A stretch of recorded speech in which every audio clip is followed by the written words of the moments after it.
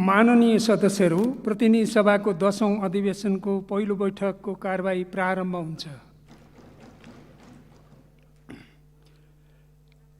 सर्वप्रथम सम्माननीय राष्ट्रपतिबाट अधिवेशन आह्वान सम्बन्धी पत्र प्राप्त हुन आएको छ। सोको बेहोरा म पढेर सुनाउँछु।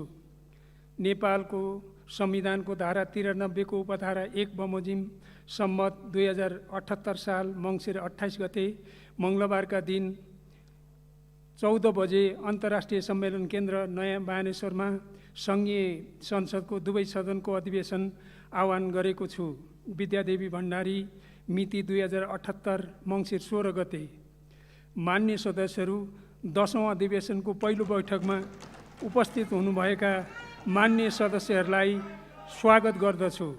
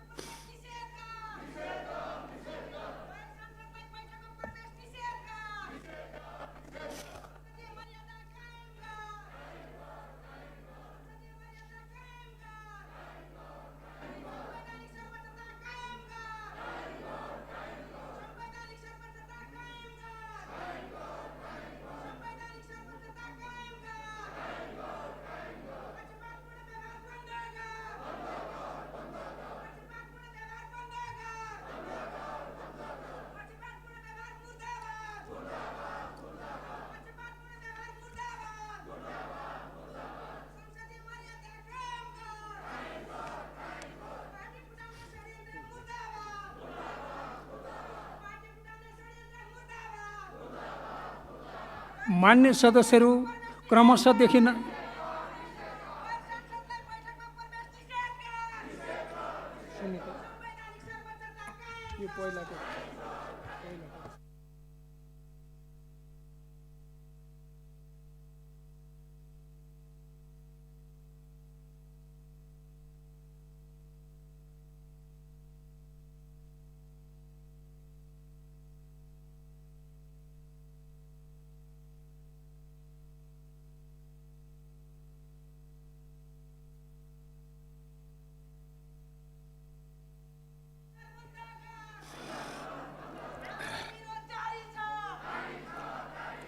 मान्य सदस्यहरू, लोकतन्त्र सिद्धान्त मात्र नभएर पूर्ण पारदर्शी प्रक्रिया र समन्वयिक परिणामको औजार पनि हो।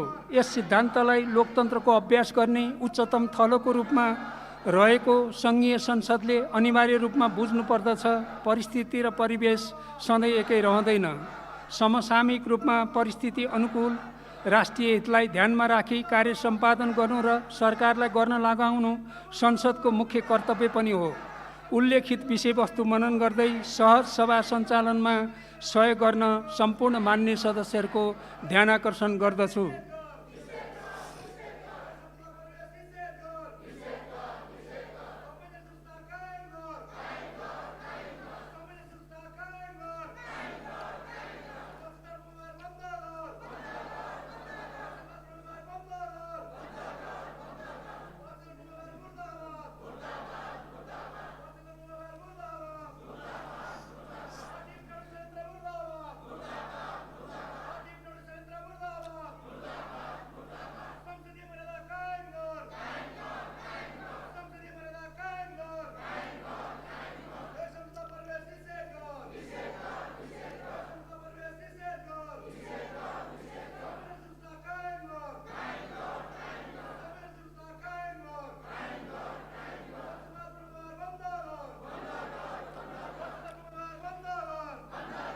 मान्य सदस्यहरू, जनप्रतिनिधिहरूको सर्वोच्च निकाय सङ्घीय संसद एवं संसद सदस्यले स्वीकृत विधि पद्धति एवं प्रक्रिया पालन गर्ने कुरामा अझै बढी संवेदनशील एवं प्रतिबद्ध हुन आवश्यक छ भन्ने कुरामा हामी सबै जानकार छौँ।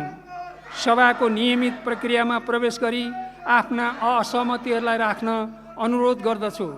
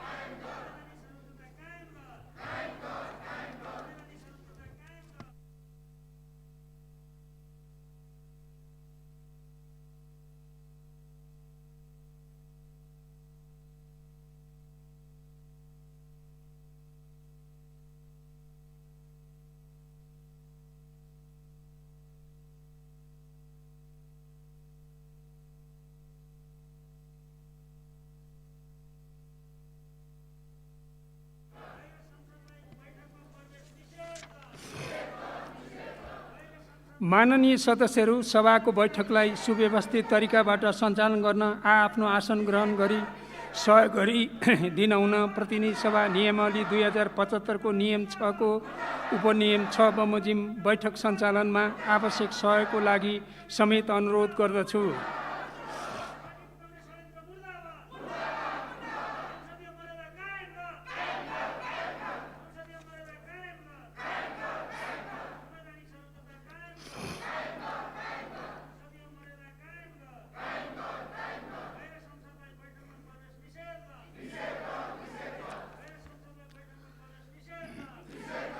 माननीय सदस्यहरू, नेपालको संविधानको धारा 105 ले अदालतमा विचाराधीन मुद्दाहरूको सम्बन्धमा न्याय निरूपण प्रतिकूल असर पार्ने विषयमाथि सङ्घीय संसदको कुनै पनि सदनमा छलफल गर्न बन्देज गरेको कुरा पुनः स्मरण गर्न चाहन्छु।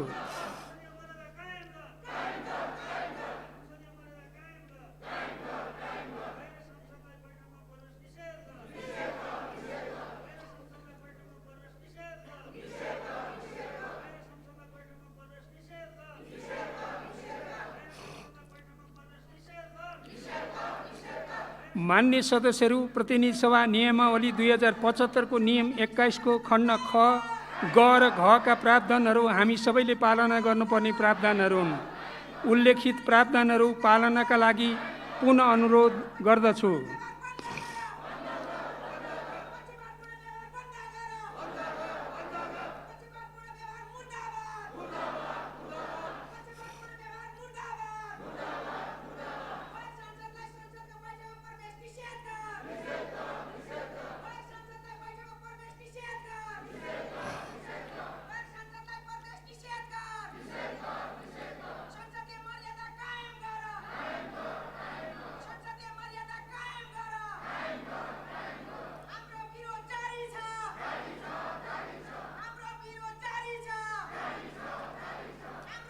मान्य सदस्यहरू, अब गणतन्त्र र लोकतन्त्र प्राप्तिका लागि जीवन उत्सर्ग गर्ने ज्ञात अज्ञात शहीदहरूप्रति श्रद्धाञ्जली अर्पण गर्न उठेर 1 मिनेट मौन धारण गर्न अनुरोध गर्दछु।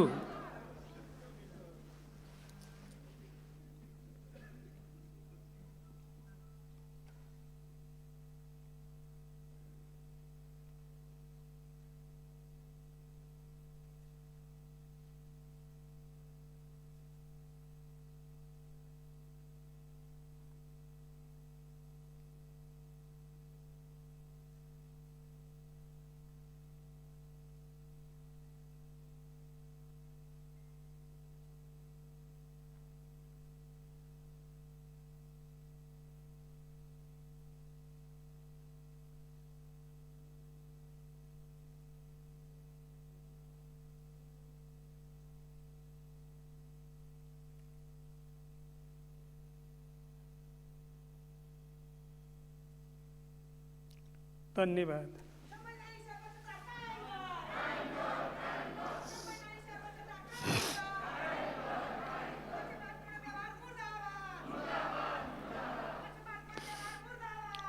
मान्य सदस्यहरू, प्रतिनिधि सभा नियमावली 2075 को नियम 10 को उपनियम 1 बमोजिम सभामुख तथा उपसभामुखको अनुपस्थितिमा बैठकको अध्यक्षता गर्नको लागि निम्नलिखित मान्य सदस्यहरूको नाम मनोनयन गरेको छु।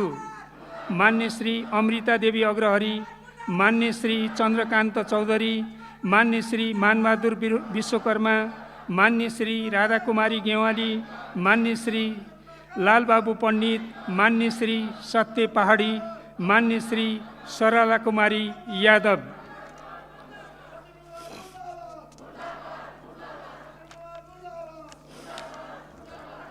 मान्य सदस्यहरू, अब म मान्य गृहमन्त्रीको तर्फबाट मान्य कानुन न्याय तथा संसदीय मामिला मन्त्री श्री दिलेन्द्र प्रसाद बडुलाई नेपाल प्रहरी र प्रहरी प्रदेश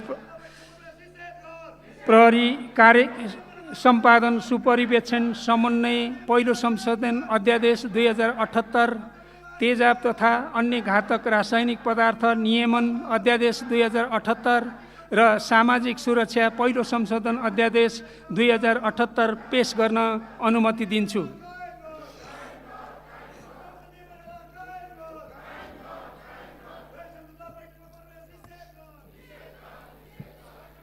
सम्माननीय सभामुख महोदय, नेपाल प्रहरी र प्रदेश प्रहरी कार्य सञ्चालन सुपरिवेक्षण र समन्वय ऐन 2076 सम्वत 2076 साल माघ 28 गते प्रमाणीकरण भएको 8औं दिनबाट प्रारम्भ भएको छ।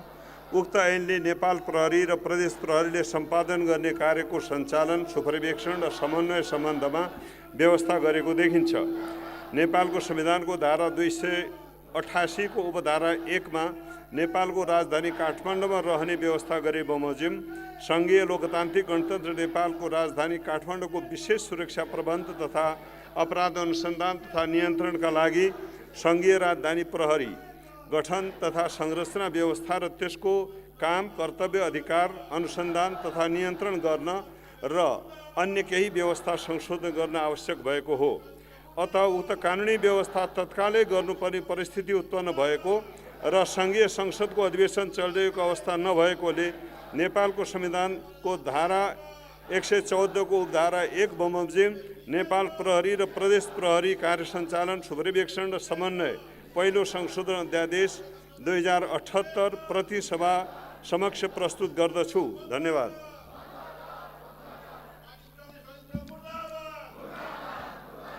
माननीय सदस्यहरू,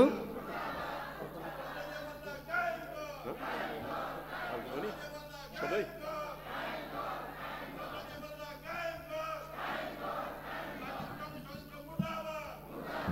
सम्माननीय सभामुख महोदय, तेजाब लगायत अन्य घातक रासायनिक पदार्थको प्रयोग गरी आपराधिक क्रियाकलाप गर्ने सङ्ख्या दिनानुदिन बढ्दो क्रममा रहेको छ।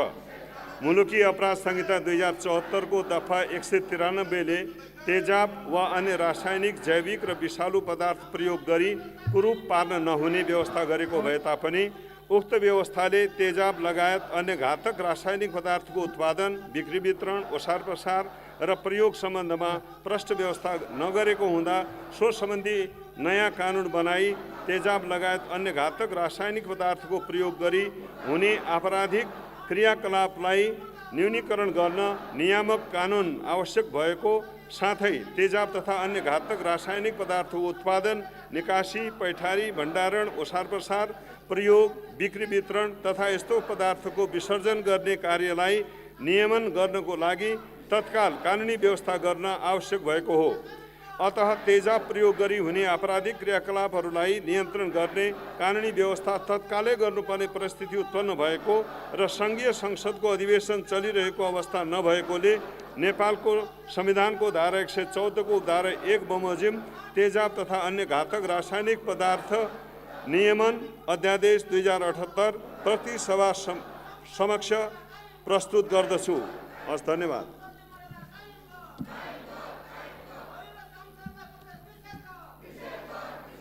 सम्माननीय सभामुख महोदय, नेपालको संविधानको धारा 43 बमोजिम सामाजिक सुरक्षाको अधिकार सुनिश्चित गर्न सङ्घीय संसदले जारी गरेको सामाजिक सुरक्षा ऐन 2075 कार्यान्वयनमा रहेको छ। उक्त ऐनमा भएका केही प्रावधानहरूमा समय सापेक्ष संशोधन गरी सामाजिक सुरक्षा भत्ता प्राप्त गर्ने वर्ग वा समुदाय थप गर्न आवश्यकता महसुस भएको हो। अतः उक्त कानुनी व्यवस्था तत्कालै गर्नुपर्ने परिस्थिति उत्पन्न भएको र सङ्घीय संसदको अधिवेशन चलिरहेको अवस्था नभएकोले नेपालको संविधानको धारा 114 को धारा 1 बमोजिम सामाजिक सुरक्षा पहिलो संशोधन अध्यादेश 2078 प्रति सभा समक्ष प्रस्तुत गर्दछु। धन्यवाद। मान्य सदस्यहरू, अब मान्य भौतिक पूर्वाधार तथा संसदीय मामिला मन्त्रीको तर्फबाट मान्य कानुन, न्याय तथा संसदीय मामिला मन्त्री श्री दिलेन्द्र प्रसाद बडुलाई रेलवे अध्यादेश 2078 पेश गर्न अनुमति दिन्छु। सम्माननीय सभामुख महोदय, रेलवे ऐन 2020 मा रेल चालकको योग्यता, रेलवे सम्बन्धी अपराध तथा सजायको व्यवस्था रहेकोमा नेपाल सरकारबाट मिति 2070-1/8 मा जारी भएको रेलवे अध्यादेश 2070 ले रेलवे ऐनलाई खारिज गरेकोले उक्त अध्यादेश जारी भए पश्चात नेपाल सरकारको तर्फबाट सो अध्यादेशलाई प्रतिस्थापन गर्ने विधेयक संसदमा पेश नभएकोले हाल रेलवे सम्बन्धी कानुन रिक्तता रहेको छ। नेपाल सरकार र भारत सरकार बीचको सरकार तथा सरकार गभर्मेन्ट टु गभर्मेन्टको प्रक्रिया बमोजिम खरिद गरिएको 2वटा रेल 2077 साल असोजमा नेपाल सरकारलाई प्राप्त भइसकेको छ। रेल सञ्चालनको लागि नेपाल सरकार तथा भारत सरकार बीच 5 अक्टोबर 2021 मा स्ट्यान्डर्ड अपरेटिङ प्रोसिडियर SOP मा हस्ताक्षर सम्पन्न हुनुको साथै भारत सरकारको सहयोगमा निर्माण भएको जयनगर, जनकपुर, कुर्था खण्डको रेलवे ट्र्याक लगायतको संरचना भारत सरकारबाट 22 अक्टोबर 2021 मा नेपाल सरकारलाई हस्तान्तरण भई आएको छ।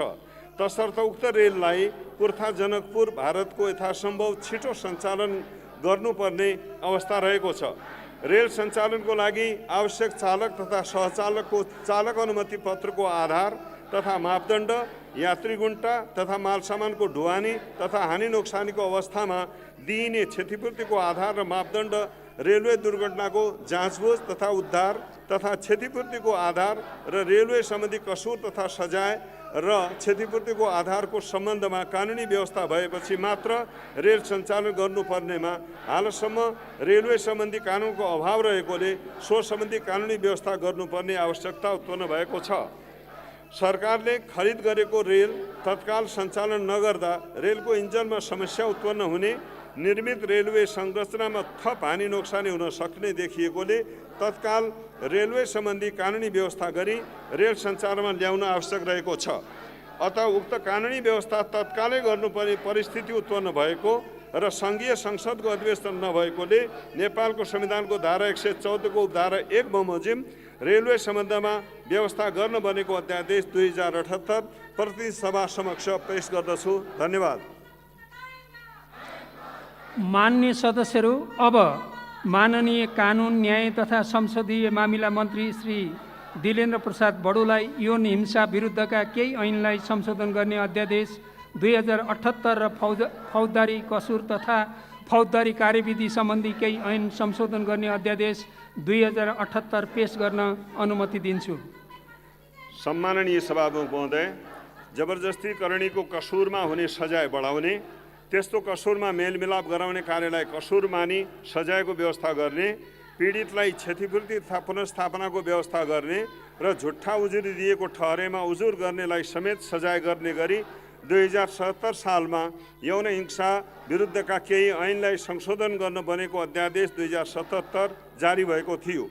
सो अध्यादेशबाट गरिएको व्यवस्था नेपालको संविधानको धारा 114 को धारा 2 को खण्ड ग बमोजिम स्वतः निष्क्रिय भएकोले 2078 वैशाखमा पुनः यौन हिंसा विरुद्धका केही ऐनलाई संशोधन गर्न बनेको अध्यादेश 2078 जारी भएकोमा सो अध्यादेशको व्यवस्था समेत संविधानको उल्लेखित व्यवस्था बमोजिम स्वतः निष्क्रिय भई यस सम्बन्धी कानुनी शून्यता सिर्जना भएको थियो। जबरजस्ती करणी सम्बन्धी कसुरमा सजाय हुने कानुनी व्यवस्था कायमै राख्न आवश्यक भएकोले र तत्काल सङ्घीय संसदको अधिवेशन नभएकोले यसअघि जारी भएको यस सम्बन्धी अध्यादेशको व्यवस्थालाई कायमै गरी नेपालको संविधानको धारा 114 को धारा 1 बमोजिम यौन हिंसा विरुद्धका केही ऐनलाई संशोधन गर्न बनेको अध्यादेश 2078 प्रतिनिधि सभा समक्ष प्रस्तुत गर्दछु। हस्, धन्यवाद।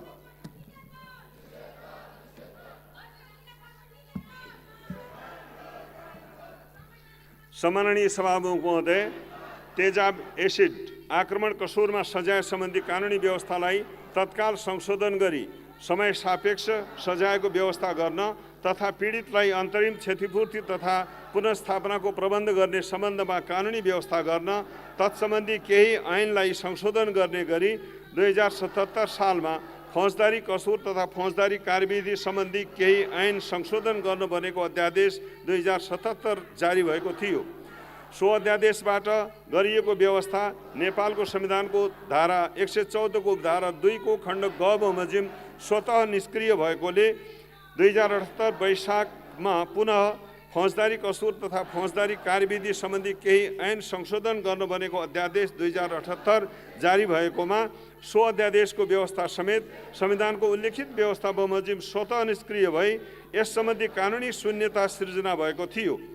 तेजाब आक्रमण सम्बन्धी कसुरमा सजाय हुने कानुनी व्यवस्था कायमै राख्न आवश्यक भएकोले र तत्काल सङ्घीय संसदको अधिवेशन नभएकोले यसअघि जारी भएको यस सम्बन्धी अध्यादेशको व्यवस्थालाई कायमै गरी नेपालको संविधानको धारा 114 को उपधारा 1 बमोजिम फौजदारी कसुर तथा फौजदारी कार्यविधि सम्बन्धी केही ऐनलाई संशोधन गर्न बनेको अध्यादेश 2078 प्रतिनिधि सभा समक्ष प्रस्तुत गर्दछु। धन्यवाद।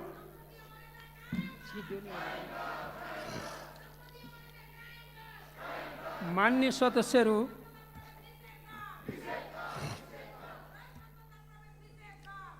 सदस्यहरू, अब अर्को बैठक 2078 साल पुस 6 गते मङ्गलबार दिनको 1 बजे बस्ने गरी यो बैठक स्थगित हुन्छ।